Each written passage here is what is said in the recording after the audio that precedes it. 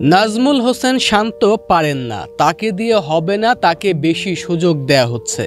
নির্বাচক ও team management তার পক্ষে বলেই সুযোগ পাচ্ছেন। এ বাঁহাতি ব্যাটারকে জোর করে খেলানো হচ্ছে, এমন সব নেতিবাচক কথাবার্তা শান্তর সঙ্গী ক্যারিয়ারের শুরু থেকেই।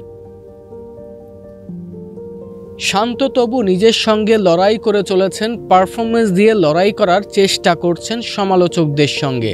শেরেবাংলায় ফরচুন বরিশালের বিপক্ষে বিপিএলের গুরুত্বপূর্ণ ম্যাচে দারুণ এক ইনিংস বেরিয়ে এলো শান্তর ব্যাট থেকে, হলেন ম্যাচ সেরাও।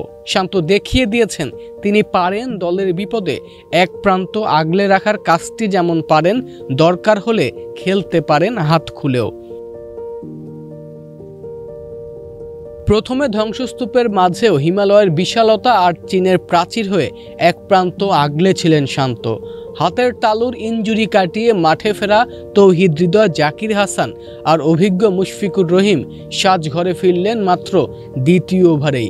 স্কোরবোর্ডে সিলেট স্ট্রাইকার্সের রান তখন মাত্র 15। মাশরাফির দল পেছনের পায়ে। এমন অবস্থায় হাল ধরলেন শান্ত, একদম শেষ বল পর্যন্ত উইকেটে টিকে থাকলেন। শুরুর ধাক্কা সামলাতে রয়ে শোয়ে খেলেছেন, 50 পূর্ণ করতে খেলেছেন 48টি বল। 50তে 4 ও ছক্কার ফুলঝুরি তাই কম। 50-এ পা রাখতে খেলতে হয়েছে 14.3 ওভার। তবে এরপরই খোলস ছেড়ে বেরিয়ে হাত খুলে খেলে রানের গতি বাড়িয়েছেন। শেষ দিকে উইকেটের সামনে, দুদিকে ও পেছনে স্কুপ করে বেশ কিছু বাউন্ডারি হাঁকিয়ে শান্ত দেখিয়েছেন মেরে খেলার পাশাপাশি ইম্প্রোভাইজ করে খেলতেও তিনি দক্ষ। মোহাম্মদ ওয়াসিম, খালেদ আহমেদ, কামরুল ইসলাম রাব্বি, সাকিব আল হাসান, মেহেদী হাসান মিরাজদের সাজানো বরিশালের শক্তিশালী বোলিংয়ের বিপক্ষে তার এমন ইনিংসটাই হতে পারে সমালোচকদের মুখ বন্ধ করার জন্য যথেষ্ট।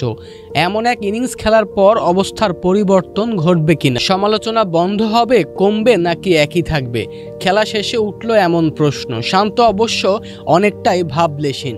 সমালোচনা বন্ধ হলো কিনা তা নিয়ে মাথা ব্যথা নেই তার, তবে অবস্থার পরিবর্তন ঘটলে খুশি হবেন এটুকু জানাতে ভুল করেননি। শান্ত বলেন, পরিবর্তন হয়ে যাচ্ছে কিনা সেটা আমি বলতে পারবো না, এটা যার যার চিন্তা ভাবনা থেকে বলে, আমি এটা নিয়ন্ত্রণ করতে পারবো না। পরিবর্তন হবে কি হবে না এটা নিয়ে আমি খুব একটা চিন্তিত না, যদি হয় তাহলে আলহামদুলিল্লাহ।